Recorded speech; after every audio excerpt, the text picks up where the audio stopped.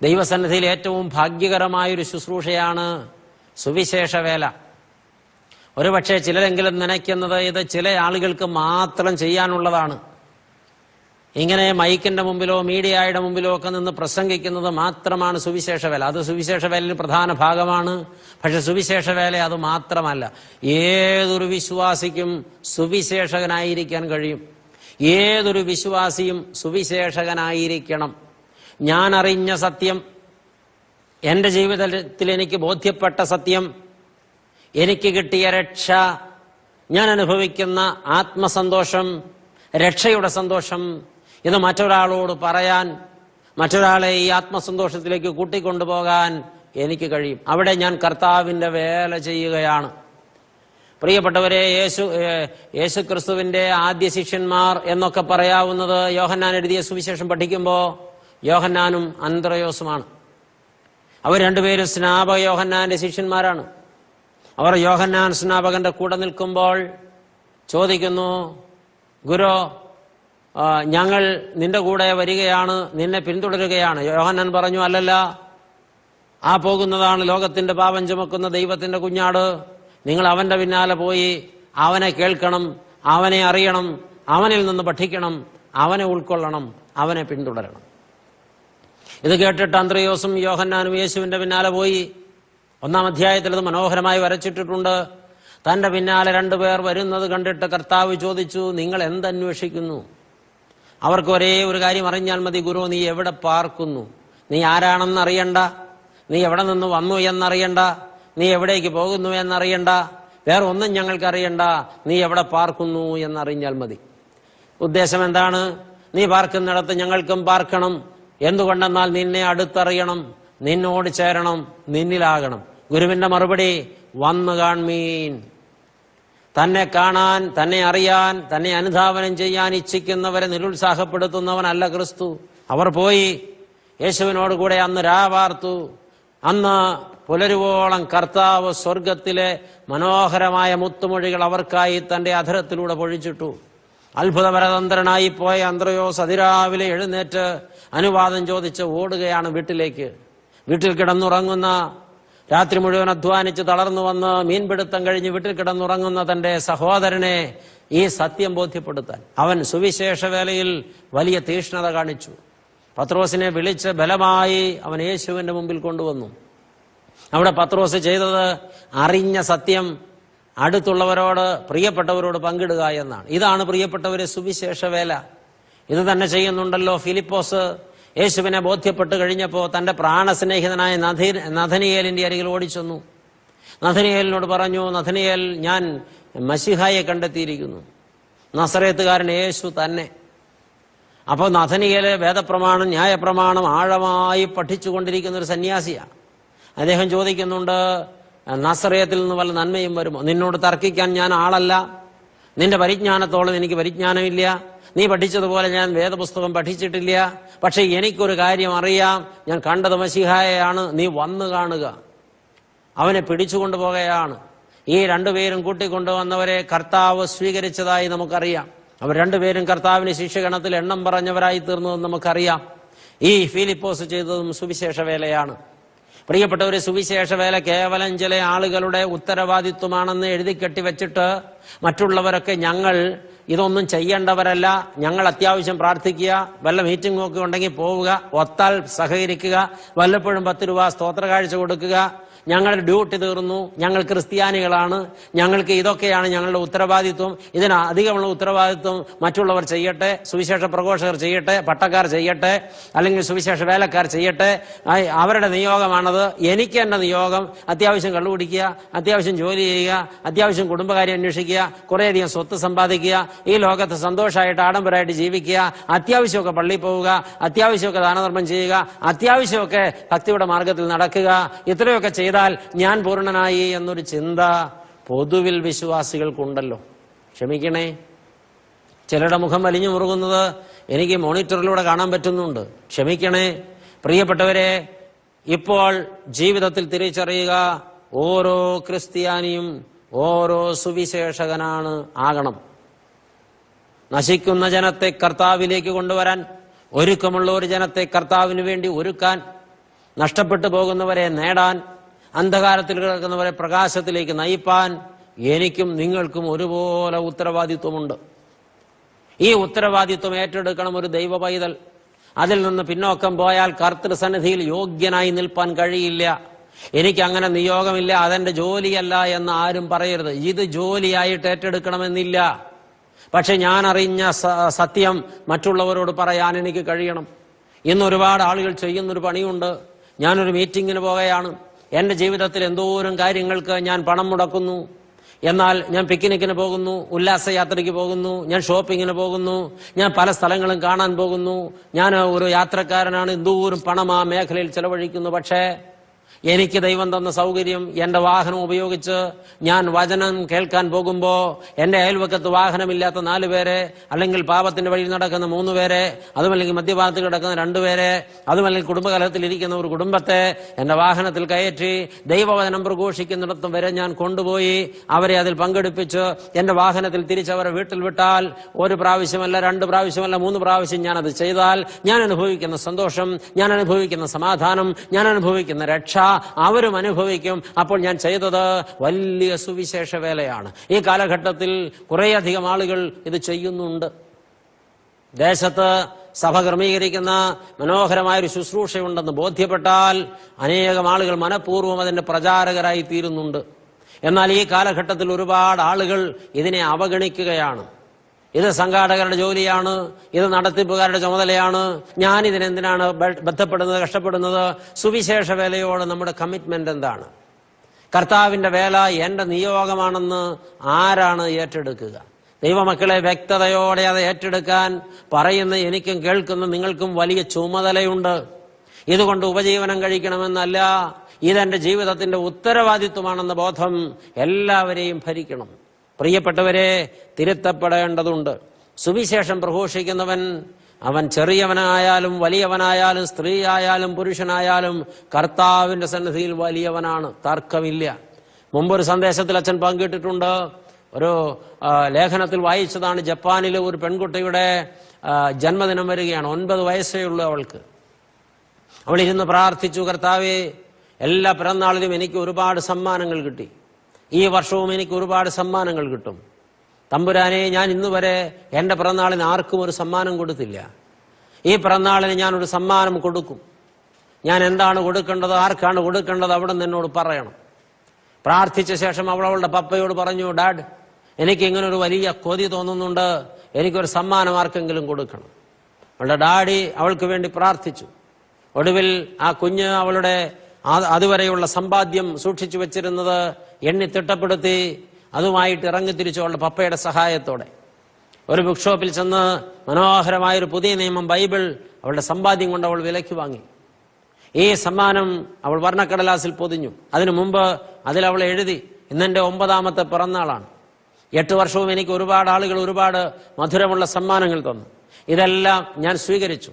എന്നാൽ എന്റെ 9ാമത്തെ പിറന്നാളിന് വളരെ സ്നേഹത്തോടെ ഈ സമ്മാനം ഞാൻ താങ്കൾക്ക് തരികയാണ്. പ്രിയപ്പെട്ടവനെ, ഇത് എനിക്ക് നിങ്ങളോടുള്ള മുഴുവൻ സ്നേഹത്തിന്റെയും പ്രകടനമാണ്. ഈ സമ്മാനം സ്വീകരിക്കണം, ഇത് നിങ്ങൾക്ക് അനുഗ്രഹമായിരിക്കട്ടെ. പ്രിയപ്പെട്ടവരെ, ആ കുഞ്ഞതിന്റെ പേരെഴുതി ഒപ്പുവെച്ചു, അത് വർണ്ണക്കടലാസിൽ പൊതിഞ്ഞു. എന്നിട്ട് അവളുടെ ഡാഡിയോട് പറഞ്ഞു, ഡാഡി, നമുക്കിത് ആർക്കാണ് കൊടുക്കേണ്ടത്? 2 പേരും പ്രാർത്ഥിച്ചു. ആ കുഞ്ഞിന് ദൈവസന്നിധി വലിയൊരു ബോധ്യം കിട്ടി. ആ നാട്ടിലെ ഏറ്റവും കുപ്രസിദ്ധമായ ഒരു ജയിലിൽ ജീവപര്യന്തം തടവിന് ശിക്ഷിക്കപ്പെട്ട് കിടക്കുന്ന വലിയ കുറ്റവാളിയായ, അല്ലെങ്കിൽ തൂക്കിക്കൊല്ലാൻ വിധിക്കപ്പെട്ടിരിക്കുന്ന ആ തടവറയിലെ ഏറ്റവും ഭീകര കുറ്റവാളിക്ക് ഇത് കൊടുക്കണം. ഒരു കുഞ്ഞ് അവളുടെ 9ാമത്തെ വയസ്സിൽ സുവിശേഷ വേലയ്ക്ക് സമർപ്പിതയാവുകയാണ്. അവളുടെ ഡാഡി ഈ ജയിലറെ സന്ദർശിച്ച കാര്യം പറഞ്ഞു. അദ്ദേഹത്തിന് വലിയ സന്തോഷമായി. അദ്ദേഹം പറഞ്ഞു, ഈ ജയിലിൽ ആരെയും സ്വീകരിക്കാത്ത, ആരോടും സംസാരിക്കാത്ത, ഒട്ടും മയമില്ലാത്ത, ഒരുപാട് പേരെ കൊല ചെയ്ത ഒരു ഭീകര കുറ്റവാളിയുണ്ട്. ആ കുറ്റവാളിക്ക് ഇത് കൊടുക്കാൻ നിന്നെ ഞാൻ നിയോഗിക്കാം. പ്രിയപ്പെട്ടവർ, ഈ പെൺകുഞ്ഞ് തനിച്ച് മാലാഖയെ പോലെ വെള്ളവസ്ത്രം ധരിച്ച് ഈ സെല്ലിന്റെ മുമ്പിൽ നിന്നപ്പോ ആ കിരാതനായ മനുഷ്യൻ മുഖമുയർത്തി നോക്കി. ചിരിച്ചുകൊണ്ട് അവൾ ഈ സമ്മാനപ്പൊതി കൈ നീട്ടിക്കൊടുത്തു. എന്തോ ആ മനുഷ്യൻ എഴുന്നേറ്റു, ഈ കുഞ്ഞിനെ രൂക്ഷമായി നോക്കി ഈ പൊതി വാങ്ങി. അവൾ പറഞ്ഞു, സ്നേഹിത, ഇന്നെന്റെ 9ാമത്തെ പിറന്നാളാണ്. ഇതുവരെ എനിക്ക് ഒരുപാട് സമ്മാനങ്ങൾ കിട്ടി, ഇത് ഞാൻ താങ്കൾക്ക് തരുന്ന സമ്മാനമാണ്. ഈ സമ്മാനം താങ്കളുടെ ജീവിതത്തിൽ നന്മയായി തീരട്ടെ. ഇത് സ്വീകരിക്കണം. അദ്ദേഹത്തിന്റെ ഉള്ളിൽ എന്താണ് പറഞ്ഞതെന്നറിയില്ല.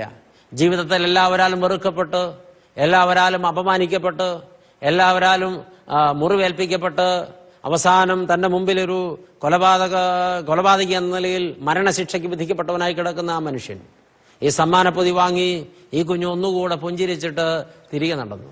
പ്രിയപ്പെട്ടവരെ, അയാൾ അതിന്റെ പൊതി അഴിച്ചു നോക്കി ബൈബിൾ എന്ന് കണ്ടപാടെ ആക്രോശിച്ചു.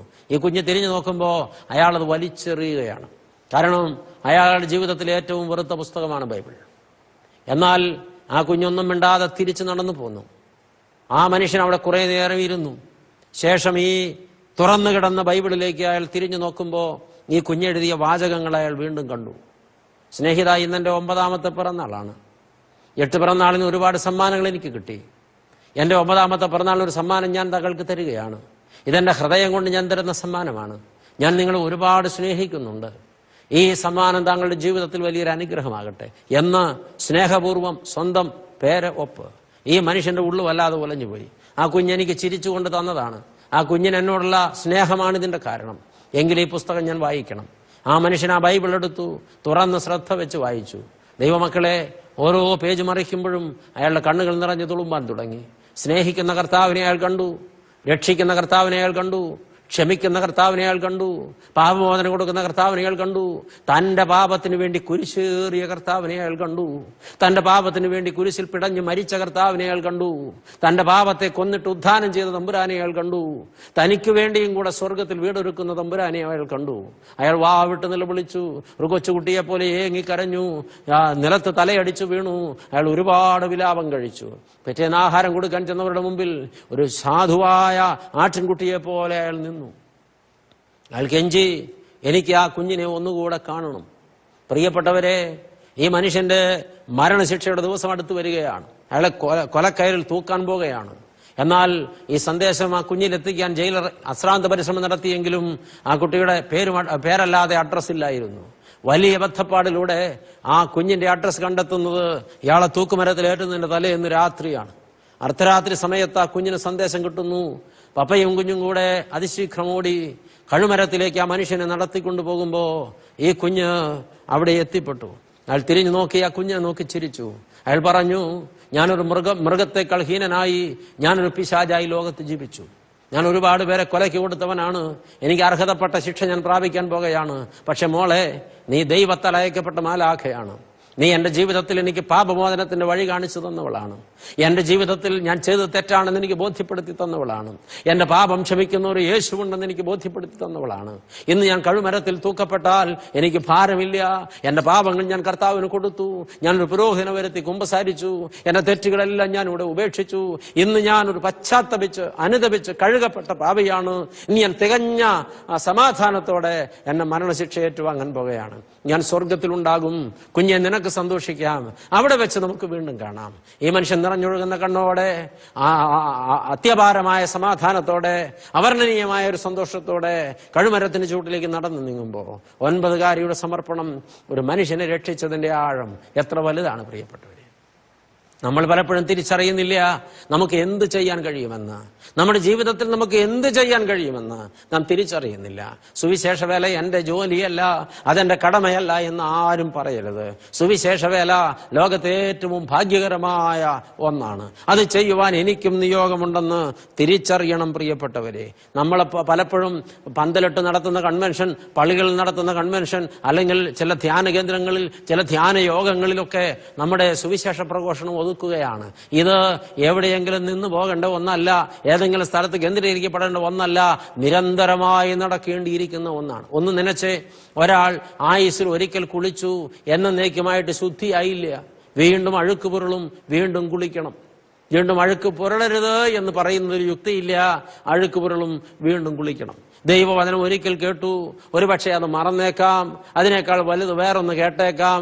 അതിനേക്കാൾ ഇമ്പപ്പെടുത്തുന്ന വേറൊന്ന് കേട്ടേക്കാം. അതിലേക്ക് വഴുതിയേക്കാം. വീണ്ടും വീണ്ടും കേൾക്കുമ്പോഴാണ് വീണ്ടും വീണ്ടും ഫ്രഷ്നെസ് കൈവരുന്നത്. വിശുദ്ധിയിൽ ഒരു മനുഷ്യനെ ചേർത്ത് നിർത്തുന്നത് നിരന്തരമായ ദൈവവചനത്തിന്റെ കഴുകപ്പെടലാണ്. അപ്പോ ഇത് നിരന്തരം പ്രഘോഷിക്കപ്പെട്ടാലേ ആ മനുഷ്യൻ കഴുകപ്പെടുകയുള്ളൂ. ഒരു മനുഷ്യൻ ആയുസ്സിലാകെ ഒരിക്കലല്ലോ ആഹാരം കഴിക്കുന്നത്. പ്രിയപ്പെട്ടവരെ, വിശക്കുമ്പോഴെല്ലാം ആഹാരം കഴിക്കുന്നത് കൊണ്ട് ആരോഗ്യമുണ്ടാകുന്നത്, ഓജസ് ഉണ്ടാകുന്നത്, തേജസ് ഉണ്ടാകുന്നത്, വളർച്ചയുണ്ടാകുന്നത്, ജീവൻ നിലനിൽക്കുന്നത്. ഇതുപോലെ ജീവന്റെ വചനം നിരന്തരമായി ഭുജിക്കണം, നിരന്തരമായി അതിനോട് ചേർന്നിരിക്കണം, ഇത് നിരന്തരമായി പങ്കിടപ്പെടണം. അത് ഏതെങ്കിലും പ്രത്യേക സാഹചര്യത്തിൽ ആണ്ടിലൊരിക്കൽ ഒരു ആഘോഷമായി നടത്തപ്പെടേണ്ടതല്ല. ഇന്ന് അനേകം ഇടങ്ങളിൽ, ഇടവകകളിൽ ആണ്ടിലൊരിക്കൽ നടത്തപ്പെടുന്ന ബൈബിൾ കൺവെൻഷനോടെ ഒരു വർഷത്തെ ആത്മീയ ആഹാരത്തിന്റെ പങ്കിടൽ കഴിഞ്ഞിരിക്കുന്നു. ഇതൊക്കെ തിരുത്തപ്പെടണം. ഇത് നിരന്തരമായി സംഭവിക്കേണ്ടതാണ്.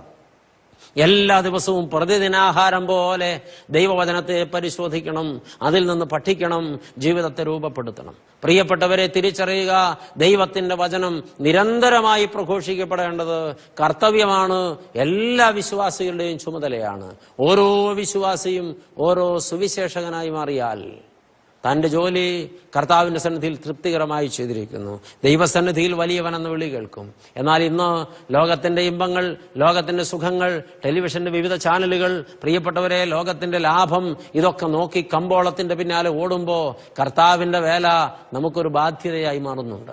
ഇന്ന് ഒരുപാട് പേർ ഇതിനെ അവജ്ഞയോടെ കാണുകയോ പുച്ഛിക്കുകയോ തള്ളിക്കളയുകയോ ചെയ്യുന്നുണ്ട്. അതേ സമയത്ത് ചെയ്യുന്ന ജോലിയുടെ ഭാഗമായി അല്ലെങ്കിൽ ജോലിയുടെ സമയം ക്രമപ്പെടുത്തി വളരെ ക്ലിപ്തതയോടെ കർത്താവിന്റെ വേല തീക്ഷ്ണമായി ചെയ്യുന്ന ഒരുപാട് ആളുകളെ അച്ഛൻ അറിയാം. എല്ലാ ദിവസവും കർത്താവിന്റെ വേലയ്ക്ക് വേണ്ടി തന്നാൽ ആവോളം അധ്വാനിക്കുന്ന ഒരുപാട് ഭാഗ്യവാന്മാരെ എനിക്കറിയാം. അതുപോലെ ഭാഗ്യവതികളായ ഒരുപാട് സ്ത്രീകളുണ്ട്. ഇത് നമ്മുടെ ജീവിതത്തിൽ നിയോഗമായി മാറണം. ഇന്ന് സ്നാപയോഹന്നാൻ ചെയ്ത ശുശ്രൂഷ ചെയ്യാൻ ആളില്ലാതെ വന്നിരിക്കുന്നു. ഇനിയും സ്നാപയോഹന്നാന്റെ പ്രസംഗം ഒന്ന് ശ്രദ്ധിച്ച് മാനസാന്തിരപ്പെടുവാനാണ് അദ്ദേഹം വിളിച്ചു പറഞ്ഞത്. മാനസാന്തിരപ്പെടുവാൻ. ഇത് ഈ കാലഘട്ടത്തിൽ ആവശ്യമുള്ള ഒരു പ്രസംഗ വിഷയമാണോ എന്ന് ചോദിച്ചാൽ ഈ കാലഘട്ടത്തിലെ ആളുകൾ പറയും അതിപ്പോൾ പ്രസക്തമല്ലെന്ന്. ഇപ്പോൾ ആളുകൾക്ക് താല്പര്യം എന്താണ്? ദൈവശാസ്ത്രം വ്യാഖ്യാനിക്കുക, മധുരം പുരട്ടി പ്രസംഗിക്കുക, പുറന്തോട് പൊട്ടിക്കാതെ സംസാരിക്കുക, അല്ലെങ്കിൽ ഈ ലോകത്തിൻ്റെതായ കാര്യങ്ങളൊക്കെ ഉൾപ്പെടുത്തി കുറെ സരസമായി സംസാരിക്കുക, രസങ്ങൾ പറഞ്ഞ് സമയം കളയുക, ആളുകളെ ചിരിപ്പിക്കുക, റിലാക്സ് ചെയ്യിക്കുക. ഇന്ന് സുവിശേഷ പ്രഘോഷണ വേദികളിൽ പലപ്പോഴും ഈ വക തന്ത്രങ്ങളാണ് പയറ്റപ്പെടുന്നത്. വീണ്ടും വേറെ കുറെ ആളുകൾ ചെയ്യുന്നത് അനുഗ്രഹത്തെക്കുറിച്ച് മാത്രം, ലാഭത്തെക്കുറിച്ച് മാത്രം, സൗഖ്യത്തെക്കുറിച്ച് മാത്രം, നേട്ടങ്ങളെക്കുറിച്ച് മാത്രം, ഈ ലോകത്തിന്റെ സുഖങ്ങളെക്കുറിച്ചും അത് ദൈവത്തെ തേടിയാൽ ലഭിക്കുമെന്നും പ്രസംഗിക്കുക. അത് വേറൊരു വിഭാഗം. പ്രിയപ്പെട്ടവരെ, മാനസാന്തിരപ്പെടണമെന്ന് ഇന്ന് വിളിച്ചു പറയുന്ന കൺവെൻഷൻ പന്തലുകളും ധ്യാന കേന്ദ്രങ്ങളും വളരെ കുറവാണ്. മാനസാന്തിരമാണ് യോഹന്നാൻ പ്രസംഗിച്ചത്. എന്താണ് പ്രത്യേകത? മാനസാന്തിരം പ്രസംഗിച്ചാൽ ഒരാൾ മാനസാന്തരപ്പെടും.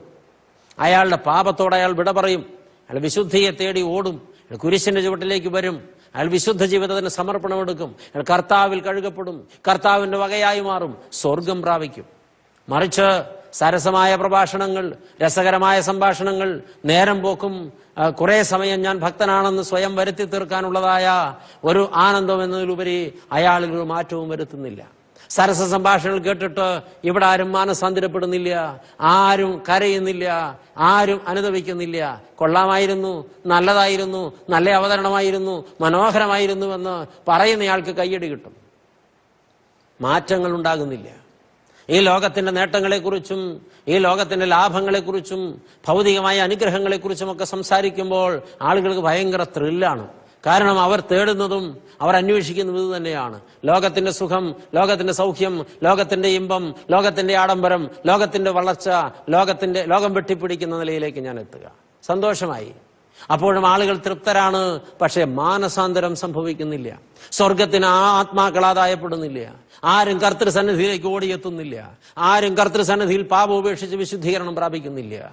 എന്നാൽ യോഹന്നാന്റെ പ്രസംഗ വിഷയം ശ്രദ്ധിക്കുക, മാനസാന്തിരപ്പെടുക. പ്രിയപ്പെട്ടവരെ, മാനസാന്തിരം പ്രസംഗിക്കുന്നത് ആളുകൾക്ക് ഇപ്പോൾ താല്പര്യമല്ല. നിന്നിൽ പാപമുണ്ട്, നിന്റെ പോക്ക് ശരിയല്ല, നീ ചെയ്യുന്നത് അബദ്ധമാണ്, അത് നിന്നെ ദോഷത്തിലെത്തിക്കും, ഇത് നരകത്തിലേക്കുള്ള ടിക്കറ്റാണ്, ഈ പോക്കിൽ നിന്ന് മാറണമെന്ന് പ്രസംഗിച്ചാൽ അങ്ങനെ പ്രസംഗിക്കുന്നവരോട് ആളുകൾക്ക് പുച്ഛമാണ്. അവരെ മാറ്റി നിർത്തുക, പരമാവധി ഒഴിവാക്കുക, അവരുടെ പ്രസംഗങ്ങൾ നിരുത്സാഹപ്പെടുത്തുക, അവരെ പ്രസംഗത്തിന് വിളിക്കാതിരിക്കുക, അങ്ങനെയുള്ള ആളുകളുടെ പ്രസംഗത്തെ ഒതുക്കി മാറ്റിക്കളയുക. ഇത് ഈ കാലഘട്ടത്തിൽ കണ്ടുവരുന്ന ഒരു പ്രത്യേക പ്രവണതയാണ്. എന്നാൽ പ്രിയപ്പെട്ടവരെ, ശരിക്കും സുവിശേഷം പ്രസംഗിക്കുമ്പോൾ യേശു മൂലമുള്ള രക്ഷ ഒരു മനുഷ്യൻ അനുഭവിക്കത്തക്കവണ്ണം, അയാളുടെ പാപത്തെക്കുറിച്ച് അയാളെ ബോധ്യപ്പെടുത്താൻ തക്കവണ്ണം തീക്ഷ്ണമായി സംസാരിക്കണം. യോഹന്നാന്റെ പ്രസംഗവും യോഹന്നാന്റെ ജീവിതവും തമ്മിൽ വ്യക്തമായും ബന്ധപ്പെട്ടാണ് കിടന്നത്. മാനസാന്തരപ്പെടുവിനെന്ന് പ്രസംഗിക്കാൻ അർഹതയുണ്ട് അദ്ദേഹത്തിന്. ഈ കാലഘട്ടത്തിൽ ഇത് അർഹതയില്ലാത്തവർ പ്രസംഗിക്കുന്നതുകൊണ്ട് തന്നെ അവഗണിക്കപ്പെടുന്നുണ്ട്. മാനസാന്തരപ്പെട്ടവർ വേണം മാനസാന്തരപ്പെടുവിനെന്ന് പ്രസംഗിക്കാൻ. ജീവിതത്തിൽ മാനസാന്തരപ്പെട്ടിട്ടില്ലാത്തവർ മറ്റൊരാളോട് മാനസാന്തരപ്പെടാൻ പറഞ്ഞാൽ ആ കേൾക്കുന്നവർ പുച്ഛിക്കും.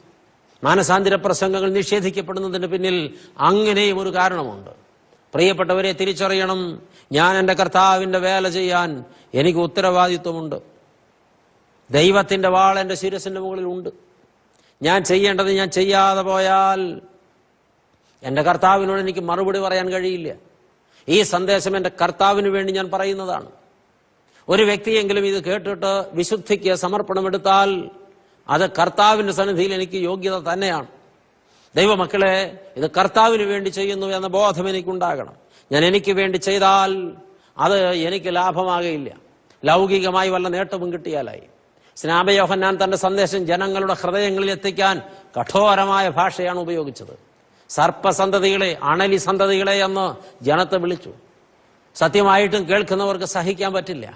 പക്ഷെ ആ വാക്ക് അവരുടെ ഹൃദയത്തിൽ പോറലേൽപ്പിച്ചു. 400 വർഷത്തെ ഇടവേളയ്ക്ക് ശേഷം ഒരു പ്രവാചകൻ നിന്ന് അട്ടഹസിച്ചപ്പോൾ ജനം ത്രസിച്ചു. അവർ വല്ലാതെ ഉലഞ്ഞു. അവർ വാവിട്ട് നിലവിളിച്ചു. അവർ മുട്ടുമടക്കി വീണു.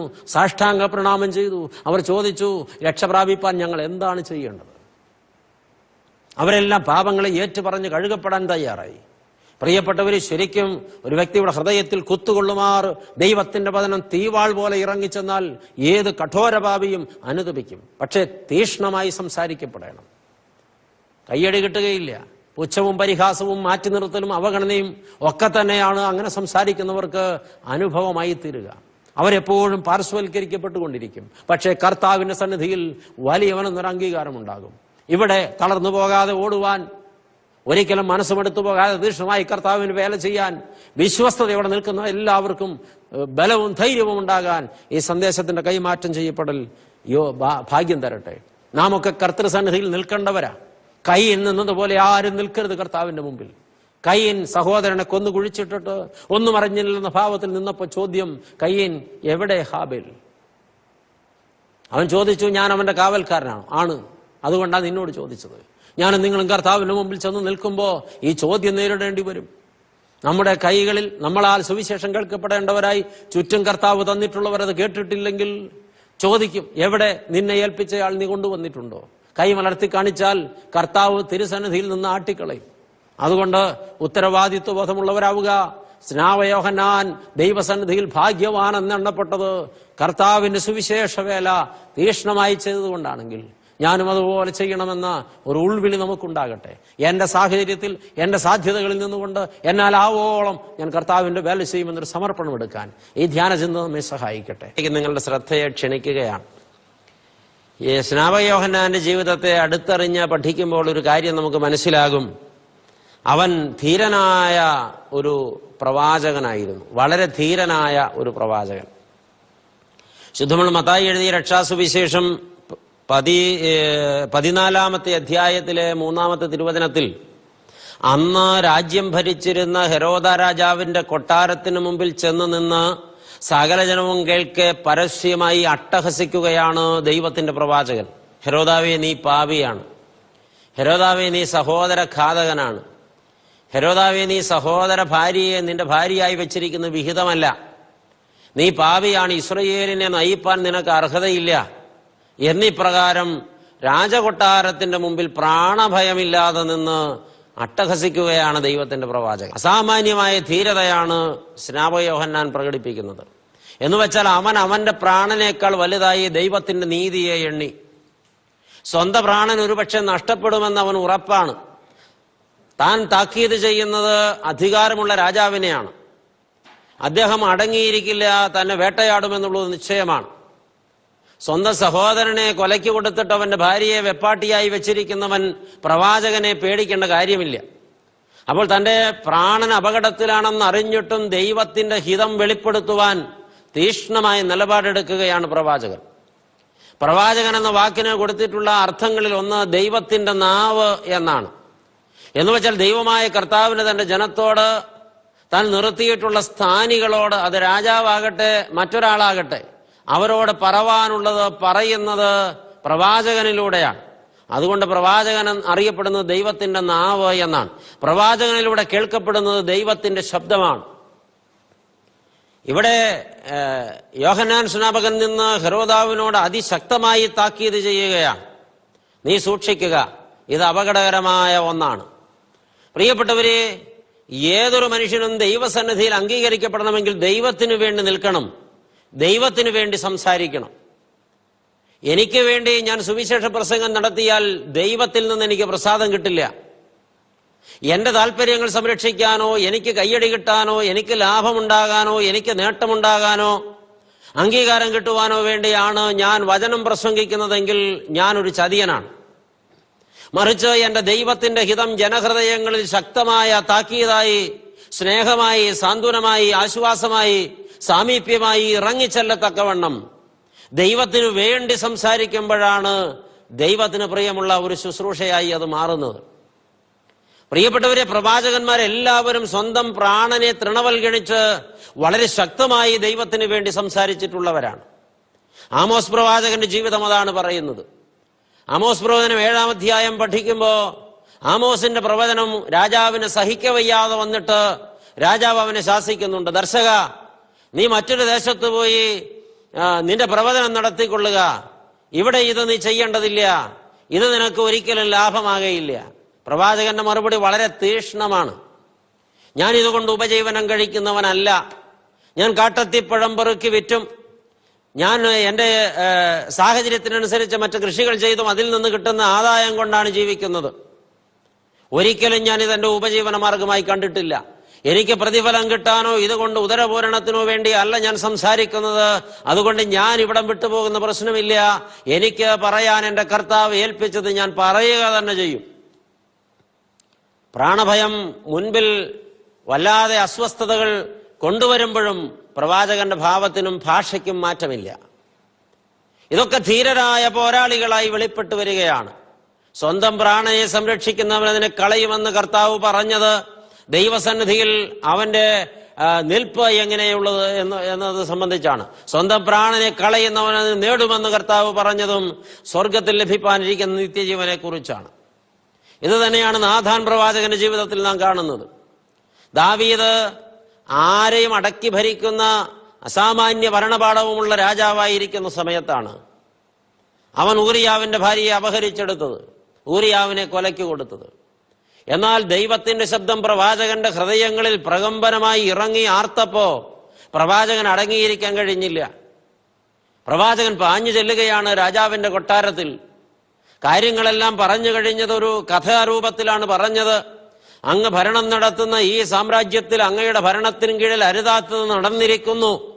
അങ്ങ് എന്താണ് നടപടിയെടുക്കാത്തത്? കോപാക്രാന്തനായ ദാവീദ് തന്റെ രാജദണ്ഡെടുത്ത് കയ്യിൽ പിടിച്ച് കിരീടം ശിരസിൽ വെച്ച് അട്ടഹസിച്ചുകൊണ്ട് എഴുന്നേറ്റു. അവൻ അലറി വിളിച്ചു, ഈ മഹാപാതകം ചെയ്തവൻ, അതെ, 100 ആടുണ്ടായിരുന്നിട്ടും തന്റെ വിരുന്നുകാർക്ക് സദ്യ ഒരുക്കാൻ അയലത്ത് താമസിക്കുന്ന പാവപ്പെട്ട വിധവയുടെ ഏക പെൺകുഞ്ഞാടിനെ അറുത്ത് പാചകം ചെയ്തവൻ ആരായാലും അവൻ മരണയോഗ്യൻ. അപ്പോഴാണ് പ്രവാചകന്റെ ശബ്ദം ഇരട്ടി ശബ്ദത്തിൽ ഇരമ്പിയാർത്തത്. ആ മനുഷ്യൻ നീയാണ് ദാവീദേ, അത് നീ തന്നെയാണ്. അവൻ നടുങ്ങിപ്പോയി. എന്താണ് പ്രവാചക പറയുന്നത്? എവിടെയാണ് ഊരിയാവ്? നീ കൊന്നില്ലേ അവനെ? ആ വാക്കിന് മുമ്പിൽ ദാവീദ് വല്ലാതെ തകർന്നുപോയി. പ്രിയപ്പെട്ടവരെ, പ്രവാചകൻ ധീരനാണ്. പ്രവാചകൻ ദൈവത്തിന് വേണ്ടി സംസാരിക്കുന്നവനാണ്. പ്രവാചകൻ ദൈവത്തിന്റെ നാവാണ്. ദൈവഹിതം ജനത്തോട് പറയുക എന്നുള്ളത് പ്രവാചക ധർമ്മമാണ്. അവിടെ പ്രവാചകൻ ചളുങ്ങാൻ പാടില്ല. പ്രവാചകൻ ഒരിക്കലും തന്റെ ഹിതത്തിനനുസരിച്ച്, താല്പര്യത്തിനനുസരിച്ച്, സുരക്ഷിതത്വത്തിനനുസരിച്ച്, നിലനിൽപ്പിനനുസരിച്ച് ദൈവവചനത്തെ തന്റെ താല്പര്യം പോലെ വ്യാഖ്യാനിക്കാൻ പാടില്ല. എന്താണോ ദൈവഹിതം അത് അങ്ങനെ അറിയിക്കണം. ഒരുപക്ഷെ അപ്രിയങ്ങൾ ഉണ്ടായേക്കാം, മാറ്റി നിർത്തപ്പെട്ടേക്കാം, ഒരുപക്ഷെ കൊല ചെയ്യപ്പെട്ടേക്കാം, ഒരുപക്ഷെ എല്ലാ സ്ഥാനമാനങ്ങളും നഷ്ടപ്പെടുത്തപ്പെട്ടേക്കാം. പക്ഷേ നേരായി പറയുന്നവന്റെ പേരാണ് പ്രവാചകൻ. ഇത് പ്രവാചകന്റെ ധർമ്മമാണ്. പറഞ്ഞില്ലെങ്കിൽ അവൻ ദൈവസന്നിധിയിൽ കുറ്റവാളിയായിത്തീരും. ദൈവമക്കളെ വ്യക്തമായി തിരിച്ചറിയണം. ഹെരോദാവിന്റെ മുമ്പിൽ ധീരനായി നിന്ന് തന്റെ കർത്തവ്യം നിർവഹിച്ച സ്നാപക യോഹന്നാൻ ദൈവസന്നിധിയിൽ വലിയവനെന്ന് എണ്ണപ്പെട്ടതിൽ യാതൊരു അത്ഭുതവുമില്ല. അതവന്റെ യോഗ്യത തന്നെയാണ്. പ്രിയരെ, പ്രവാചകൻ ചെയ്യേണ്ടതിനെ കുറിച്ച് എസ്കേൽ പ്രവചനത്തിൽ രേഖപ്പെടുത്തി വെച്ചിട്ടുണ്ട്.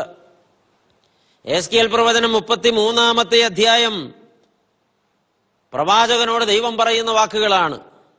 കർത്താവിന്റെ അരുളപ്പാട് എനിക്കുണ്ടായതെന്തെന്നാൽ, മനുഷ്യപുത്ര, നീ നിന്റെ സ്വന്തം ജാതിക്കാരോട് പ്രവചിച്ച് പറയേണ്ടത്, ഞാനൊരു ദേശത്തിന്റെ നേരെ വാൾ വരുത്തുമ്പോൾ ആ ദേശത്തിന്റെ ജനം തങ്ങളുടെ കൂട്ടത്തിൽ നിന്നൊരു പുരുഷനെ തിരഞ്ഞെടുത്ത് കാവൽക്കാരനായി വെച്ചാൽ, ദേശത്തിന്റെ നേരെ വാൾ വരുന്നത് കണ്ടിട്ട് അവൻ കാഹളമൂതി ജനത്തെ ഓർമ്മപ്പെടുത്തുമ്പോൾ ആരെങ്കിലും കാഹളം കേട്ട് കരുതിക്കൊള്ളാതിരുന്നാൽ വാൾ വന്ന് അവനെ ഛേദിച്ചു കളയുന്നുവെങ്കിൽ അവന്റെ രക്തം അവന്റെ തലമേൽ തന്നെ ഇരിക്കും.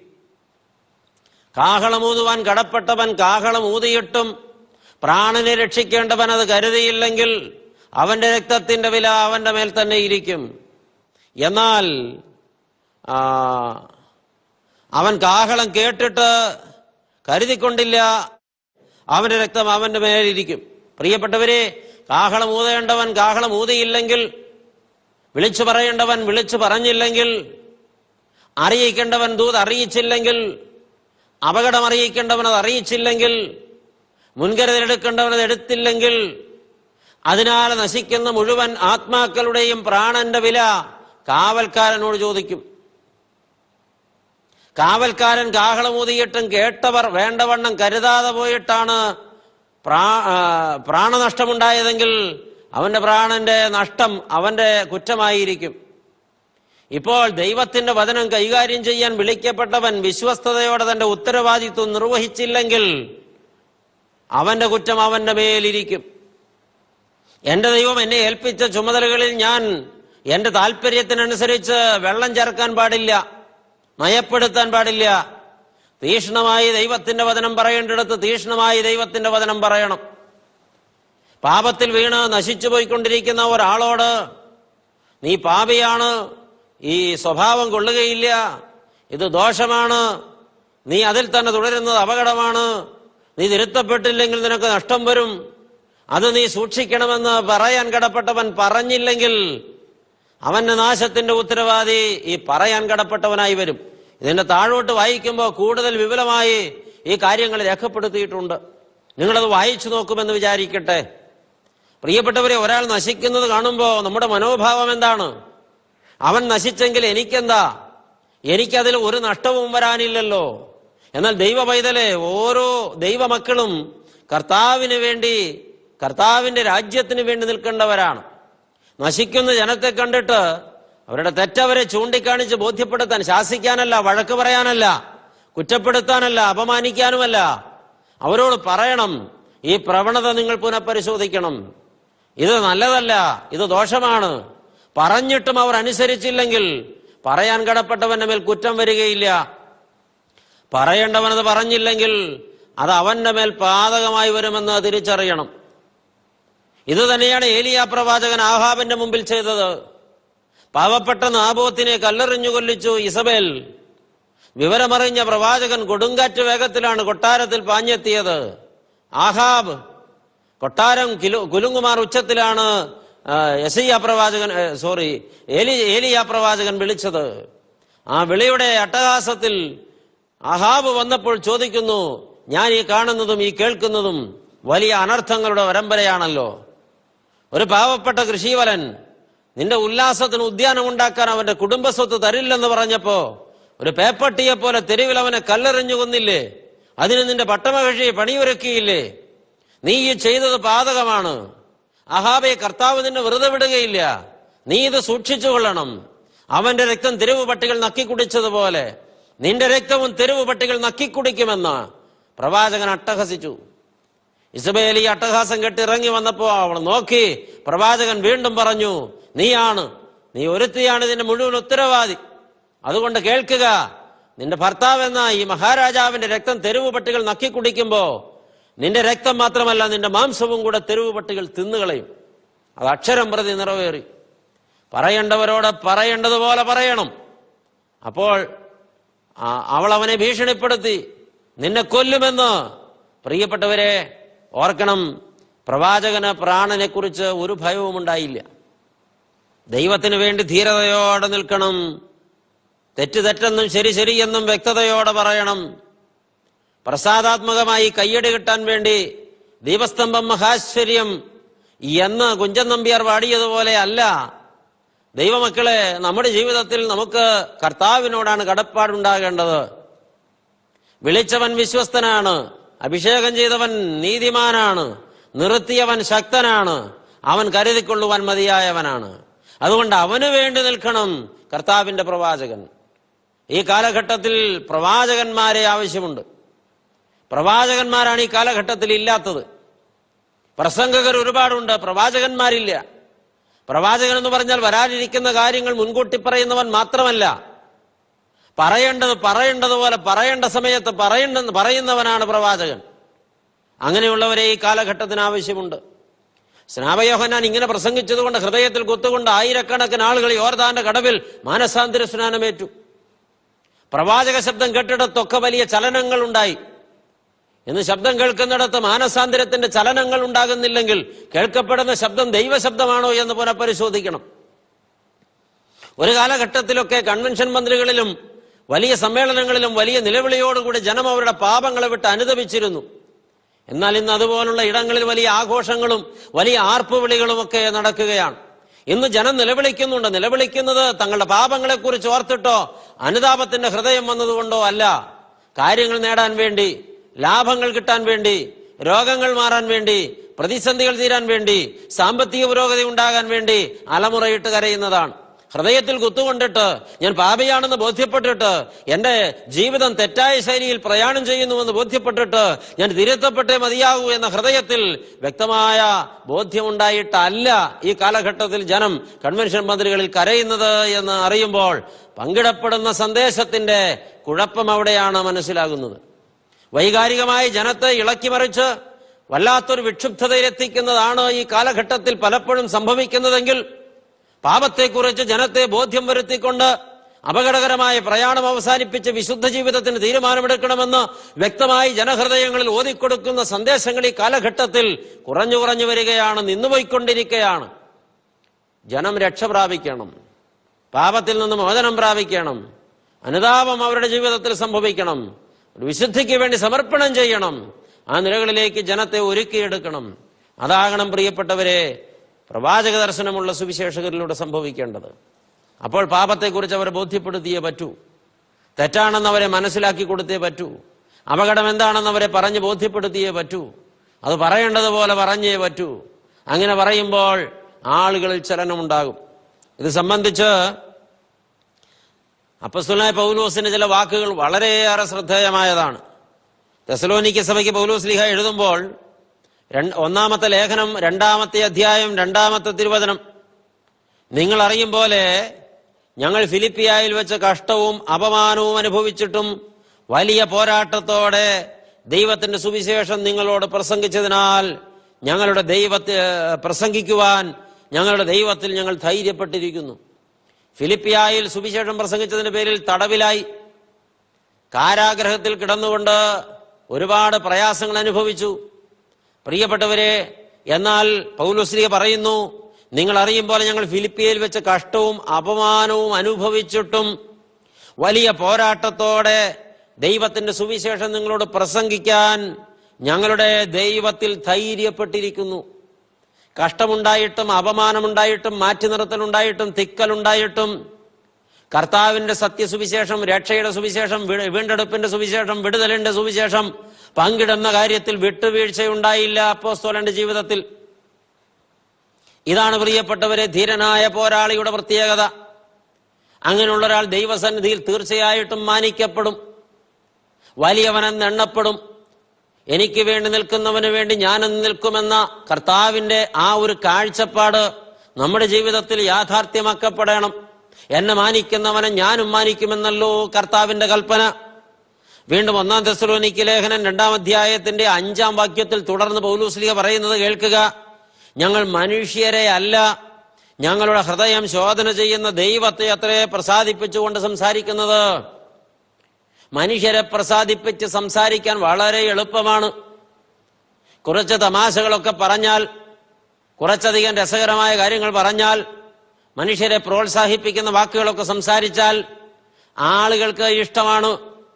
ഈ കാലഘട്ടത്തിൽ അങ്ങനെയുള്ള പ്രസംഗമാണ് ആളുകൾ ഏറ്റവും അന്വേഷിക്കുന്നതും പ്രിയപ്പെടുന്നതും. തിരിച്ചറിയണം, ദൈവമക്കളെ തിരിച്ചറിയണം. പൗലോസ്ലീഹ പറഞ്ഞു, ഞങ്ങൾ മനുഷ്യരെ അല്ല, ഞങ്ങളുടെ ഹൃദയം ശോധന ചെയ്യുന്ന ദൈവത്തെ അത്രേ പ്രസാദിപ്പിച്ചുകൊണ്ട് സംസാരിക്കുന്നത്. എന്റെ മനനമണ്ഡലത്തിലെ ധ്യാനചിന്തകളെല്ലാം തക്ക കാലത്ത് ശോധന ചെയ്തറിയുന്ന സർവവല്ലഭനായ തമ്പുരാന്റെ മുമ്പിൽ എന്റെ ഹൃദയനില എന്താണെന്ന് തമ്പുരാൻ പരിശോധിച്ചു കൊണ്ടിരിക്കുമ്പോൾ തന്നെ ഞാൻ സത്യസന്ധമായി സംസാരിച്ചില്ലെങ്കിൽ എന്റെ മേൽ ദൈവത്തിന്റെ കോപം വരും. ഇതെല്ലാവരും തിരിച്ചറിഞ്ഞിരിക്കേണ്ടതാണ്. പൗലോസ് തുടർന്ന് പറയുന്നു, നിങ്ങൾ അറിയും പോലെ ഞങ്ങൾ ഒരിക്കലും മുഖസ്തുതിയോ ദ്രവ്യാഗ്രഹത്തിന്റെ ഉപായമോ പ്രയോഗിച്ചിട്ടില്ല, ദൈവം സാക്ഷി. പ്രിയപ്പെട്ടവരെ, ഇത് തിരിച്ചറിവായി മാറണം. നമ്മുടെ ജീവിതത്തിൽ നാം സൂക്ഷ്മതയോടെ ദൈവത്തിന്റെ വചനം കൈകാര്യം ചെയ്യണം. അത് ഉത്തരവാദിത്വ ബോധത്തോടെ ചെയ്യേണ്ടതാണ്. അതിനകത്ത് മറ്റൊരു പ്രതീക്ഷകളും ഉണ്ടാകാൻ പാടില്ല. അങ്ങനെ വന്നാൽ അത് ദൈവത്തോടുള്ള വഞ്ചനയാണ്. മന്ത്രവാദിയായ ആഭിചാരകനായ ശീമോൻ പത്രോസും അവന്റെ സഖിമാരും ആളുകളുടെ മേൽ കൈവയ്ക്കുമ്പോൾ അവർ പരിശുദ്ധാത്മാവിനെ പ്രാപിക്കുന്നത് കണ്ടിട്ട് ചോദിക്കുന്നുണ്ട്, എത്ര പണം വേണമെങ്കിലും തരാം, ഈ നൽവരം എനിക്കും കൂടെ തരിക. ഞാൻ കൈവയ്ക്കുമ്പോഴും ആളുകൾ പരിശുദ്ധാത്മാവിനെ പ്രാപിക്കട്ടെ. ശീമോൻ നന്നാകാൻ തീരുമാനിച്ചതുകൊണ്ടല്ല, കർത്താവിന്റെ ശിഷ്യനാകാൻ തീരുമാനിച്ചതുകൊണ്ടല്ല, ഈ ശുശ്രൂഷ അപ്പോസ്തലന്മാരോട് ചെയ്യാൻ ആശിച്ചതുകൊണ്ടുമല്ല, പണം കൊടുത്തത് വാങ്ങാൻ തീരുമാനിച്ചതിന്റെ പിന്നിൽ ഒരേ ഒരു കാരണമേ ഉള്ളൂ, ഇത് വിറ്റ് പണമാക്കാം. ദൈവത്തിന്റെ നൽവരങ്ങൾ പണത്തിന് വിൽക്കുന്നവർ, ദൈവത്തിന്റെ നൽവരങ്ങൾ പണം കൊടുത്തു വാങ്ങുന്നവർ ഈ ആഭിചാരകനായ ശിമോന്റെ മനോഭാവമുള്ളവരാണ്. അത് വ്യക്തമായി നാം തിരിച്ചറിഞ്ഞിരിക്കണം. അപ്പോസ്തലൻ അവരെ ശാസിക്കുന്നതായിട്ട് നാം തിരിച്ചറിയുന്നുണ്ട്. പ്രിയപ്പെട്ടവരെ, നാം നമ്മുടെ ജീവിതത്തിൽ വ്യക്തമായ കാഴ്ചപ്പാട് ഇവിടെ പ്രാപിക്കേണ്ടതുണ്ട്. വീണ്ടും 1 തെസ്സലോനിക്ക ലേഖനം 2-ാം അധ്യായത്തിന്റെ 7-ാം തിരുവചനത്തിലെത്തുമ്പോ അപ്പോസ്തലനായ പൗലോസ് ആവർത്തിക്കുന്നു, ഞങ്ങൾ മനുഷ്യരോടാകട്ടെ മറ്റുള്ളവരോടാകട്ടെ മാനം അന്വേഷിച്ചിട്ടില്ല. ഞങ്ങൾക്ക് വേണ്ടത് ഈ ലോകത്തിന്റെ മാനമല്ല, ഈ ലോകത്തിന്റെ കയ്യടിയല്ല, ഈ ലോകത്തിന്റെ മഹത്വമല്ല, ഈ ലോകം തരുന്ന അംഗീകാരവുമല്ല. ഞങ്ങൾക്ക് വേണ്ടത് ദൈവസന്നിധിയിലുള്ള അംഗീകാരമാണ്. ഈ തിരിച്ചറിവാണ് എല്ലാ കാലഘട്ടത്തിലും കർത്താവിന്റെ സുവിശേഷം കൈകാര്യം ചെയ്യുന്നവർക്ക് വേണ്ടത്. അതുകൊണ്ട് തെറ്റ് ചെയ്യുന്നവന്റെ മുമ്പിൽ നീ ചെയ്യുന്നതിൽ വലിയ കുഴപ്പമൊന്നുമില്ല എന്ന് അവനോട് പറയുന്നതല്ല ദൈവത്തിന്റെ നീതി. ആളുടെ സ്റ്റാറ്റസ്, ആളിരിക്കുന്ന കസേര, വഹിക്കുന്ന സ്ഥാനം, കയ്യിലുള്ള പണത്തിന്റെ കൊഴുപ്പ്, ഇതൊക്കെ നോക്കി ആളുകളുടെ സാധ്യതകൾ അറിഞ്ഞ് അവരെ സുഖിപ്പിച്ച് സംസാരിച്ചാൽ കർത്താവിന്റെ മുമ്പിൽ ഏറ്റവും താഴെ, അതെ അതിലും താഴെ ദൈവ മുമ്പിൽ യോഗ്യതയില്ലാതെ പോകും. പ്രിയപ്പെട്ടവരെ, ദൈവ മുമ്പിൽ യോഗ്യത കണ്ടെത്തണമെങ്കിൽ ഏതൊരാളോടും അവന്റെ പാപത്തെ ബോധ്യപ്പെടുത്തുവാൻ ഉത്തരവാദിത്വമുണ്ട് ദൈവത്തിന്റെ വചനം കൈകാര്യം ചെയ്യുന്നവർക്ക്. ആദ്യം പറഞ്ഞത് ആവർത്തിക്കട്ടെ, ഈ കാലഘട്ടത്തിന് ആവശ്യം പ്രസംഗകരെയല്ല, ഈ കാലഘട്ടത്തിന് ആവശ്യം പ്രവാചകന്മാരെയാണ്. ദൈവത്തിന്റെ മാറ്റമില്ലാത്ത തിരുവചനം മാറ്റമില്ലാതെ ജനത്തോട് പങ്കിടണം. ജനം തിരുത്തപ്പെട്ടേ മതിയാകൂ. യോഗവേദികളിലൊക്കെ പാപത്തെക്കുറിച്ച് ബോധ്യപ്പെട്ടിട്ട് ജനം നിലവിളിക്കണം. പത്രോസ്ലീഹ പെന്തക്കോസ്ത് നാളിൽ പ്രസംഗിച്ചത് കേട്ടിട്ട് കൂടിയിരുന്ന ജനം ഹൃദയത്തിൽ കുത്തുകൊണ്ട് വിലാപം കഴിച്ചു, അയ്യോ ഞങ്ങൾ എന്ത് ചെയ്യണം. പ്രിയപ്പെട്ടവരെ, കാരാഗ്രഹ പ്രമാണി പൗലോസിന്റെ ശീലാസിന്റെ ആരാധനയെങ്കിൽ അത്ഭുതങ്ങൾ കാരാഗ്രഹത്തിൽ നടക്കുന്നത് കണ്ടിട്ട് വലിയ നിലവിളിയോടെ കാൽക്കൽ വീണി ചോദിച്ച്, യജമാനന്മാരെ രക്ഷ പ്രാപിപ്പാൻ ഞാൻ എന്തു ചെയ്യണം? ഈ കാലഘട്ടത്തിൽ ഇപ്രകാരമുള്ള ചോദ്യങ്ങൾ ഉരുത്തിരിയണം. ജനം മാറിയേ മതിയാകൂ. ഈ കാലഘട്ടത്തിൽ ഒരുപാട് ആളുകൾ ചെയ്യുന്നത് പാപമാണെന്ന് അറിഞ്ഞിട്ടും അതൊരു ശീലമാക്കി കൊണ്ട് നടക്കുകയാണ്. അതേസമയത്ത് മറുവശം ഭക്തിയുടെ വേഷം നന്നായി കെട്ടുകയാണ്. ഉള്ളിൽ പാപിയും പുറമേ വിശുദ്ധനുമായി നടക്കുന്ന ആളുകളെ തിരുത്തണം. ദൈവസന്നിധിയിൽ യോഗ്യമായ നിൽപ്പ് എല്ലാവർക്കും ഉണ്ടാകണം. ഓർക്കുക, ഒരു പാപി അവന്റെ പാപത്തിൽ മരിച്ചാൽ അവനെ പാപത്തെക്കുറിച്ച് ബോധ്യപ്പെടുത്തേണ്ടവൻ ബോധ്യപ്പെടുത്താത്തത് കൊണ്ടാണത് സംഭവിക്കുന്നതെങ്കിൽ ആ ബോധ്യപ്പെടുത്തേണ്ടവൻ അവന്റെ മരണത്തിന്റെ ഉത്തരവാദി. ഞാൻ മൂലം യേശുവിന്റെ രക്ഷാസുവിശേഷം അറിയേണ്ട പാപത്തിൽ ജീവിക്കുന്ന ഒരാളെ അവന്റെ തെറ്റ് ബോധ്യപ്പെടുത്താൻ എനിക്ക് കഴിഞ്ഞില്ലെങ്കിൽ അവന്റെ തകർച്ചയ്ക്ക് ഉത്തരവാദി ഞാനാണ്. കണക്ക് ബോധിപ്പിക്കേണ്ടത് ഞാനാണ്. അവന് വേണ്ടി ശിക്ഷയേൽക്കേണ്ടി വരുന്നത് ഞാനാണ്. ഈ ബോധം എന്നെ ഭരിക്കണം. എങ്കിലേ എന്റെ നാവിന് മൂർച്ച വരികയുള്ളൂ, എന്റെ ഹൃദയത്തിൽ വിശ്വസ്തതയുണ്ടാകുകയുള്ളൂ. അതുകൊണ്ട് ദൈവമക്കളെ, വ്യക്തതയോടെ സ്നാപക യോഹന്നാന്റെ പാത പിന്തുടരുവാൻ കർത്താവ് ഇന്ന് നമ്മളെ ഓർമ്മിപ്പിക്കുകയാണ്. മുന്നിൽ എത്ര വലിയ തടസ്സങ്ങൾ വന്നാലും, പ്രാണഭയമുണ്ടായാലും, കരുതുന്നവന്റെ കരുത്തുള്ള കരത്തിൽ സംരക്ഷണമുണ്ടെന്ന ഉറപ്പോടെ ദൈവത്തിന്റെ ഹിതമനുസരിച്ച് ജീവിതം ചിട്ടപ്പെടുത്താൻ എല്ലാവരും ശ്രദ്ധിക്കട്ടെ. ഉത്തരവാദിത്വ ബോധമുള്ളവരായി മാറാൻ നമുക്ക് ഭാഗ്യമുണ്ടാകട്ടെ. ലക്ഷ്യത്തിലേക്ക് പ്രയാണം ചെയ്യുവാൻ ദൈവം നമ്മെ ഒരുക്കട്ടെ. എസ്കീയലിന് കൊടുത്ത നിർദ്ദേശം നമ്മുടെ ജീവിതത്തിൽ വലിയ ഒരു പാഠമായിരിക്കട്ടെ. അപ്പോസ്തലനായ പൗലോസ് പറഞ്ഞ പ്രഖ്യാപനങ്ങൾ നമുക്ക് വലിയ ഒരു ഓർമ്മയായിരിക്കട്ടെ.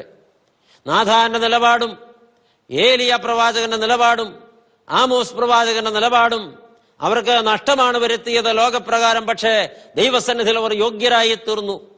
ദൈവസന്നിധിയിലെ യോഗ്യതയാണ് ഒരു മനുഷ്യന് ഏറ്റവും വിലപ്പെട്ടത്. ലോകത്തിന്റെ മുമ്പിലെ യോഗ്യതകൾ ഒന്നുമല്ല. അതുകൊണ്ട് നമുക്ക് നമ്മുടെ ജീവിതത്തെക്കുറിച്ച് കരുതലുള്ളവരാകാം, ഉത്തരവാദിത്വത്തെക്കുറിച്ച് ബോധമുള്ളവരാകാം. സ്നാപക യോഹന്നാൻ തരുന്ന ഈ പാഠം നമ്മൾ ജീവിതത്തിൽ ഏറ്റുവാങ്ങിക്കൊണ്ട് മറ്റുള്ളവരെ കുറിച്ച് കരുതലുള്ളവനായി, അവരുടെ പ്രാണന്റെ വില എന്നോട് ചോദിക്കാതിരിപ്പാൻ ഞാൻ അവരെ തക്ക സമയത്ത് കാര്യങ്ങൾ ബോധ്യപ്പെടുത്തുന്നവനായി സൂക്ഷ്മതയോടെ ജീവിക്കുമെന്ന് നമുക്ക് തീരുമാനമെടുക്കാം. നമുക്ക് പ്രാർത്ഥിക്കാം. സ്നേഹവാനായ കർത്താവേ, അവിടുത്തെ പാദപീഠത്തിൽ ഒരിക്കൽ കൂടെ ചേർന്ന് വന്നപ്പോൾ ഞങ്ങളുടെ മധ്യേ എഴുന്നള്ളി നിന്ന് ഞങ്ങളോട് വ്യക്തമായി സംസാരിച്ചിരിക്കുന്നു. സ്നാപക യോഹന്നാൻ വളരെ ധീരനായി നിന്ന് പ്രാണഭയം കൂടാതെ തിരിഹിതം അറിയിച്ചിരിക്കുന്നു. അതുകൊണ്ട് തന്നെയാണ് അവൻ ദൈവസന്നിധിയിൽ വലിയവനെന്ന് നണ്ടപ്പെട്ടത്. അതുകൊണ്ട് തന്നെയാണ് നീ അവനെ സ്ത്രീകൾ നീ ജനിച്ചവരിൽ വലിയവനെന്ന് പ്രഘോഷിച്ചത്. ദൈവമേ, ഈ വിധത്തിൽ നിനക്ക് വേണ്ടി നിൽപ്പാൻ, നിന്റെ ഹിതം മാത്രം ജീവിതത്തിൽ പറയാൻ, ദൈവമേ, നിന്റെ വചനം, നിന്റെ സന്ദേശം അത് സാഹചര്യത്തിനനുസരിച്ച്, ഞങ്ങളുടെ സൗകര്യത്തിനനുസരിച്ച് ഞങ്ങൾ വേണ്ടവണ്ണം കരുതാതെ വ്യാഖ്യാനിക്കാൻ, ദുർവ്യാഖ്യാനം ചെയ്യാൻ ഞങ്ങൾക്ക് ഇടവരരുതേ. ഞങ്ങൾ കൃപ കൊണ്ട് നിറയ്ക്കണമേ. അവിടുത്തെ സാന്നിധ്യം കൂടെ ഇരിക്കണമേ. ഞങ്ങളെ ബലപ്പെടുത്തിക്കൊള്ളണമേ. ഞങ്ങളെ നിന്റെ പോരാളികളാക്കി തീർക്കണമേ. വിനയപൂർവം പാദപീഠത്തിൽ സമർപ്പിക്കുന്നു ദൈവമേ. പ്രാർത്ഥന അവിടുന്ന് കേട്ടതുകൊണ്ട് സ്തോത്രം. ഞങ്ങൾ നിനക്കും നിന്റെ പിതാവിനും പരിശുദ്ധാത്മാവിനും സ്തുതിയും സ്തോത്രവും സമർപ്പിക്കുന്നു, ഇപ്പോഴും എപ്പോഴും എന്നേക്കും തന്നെ. ആമേൻ.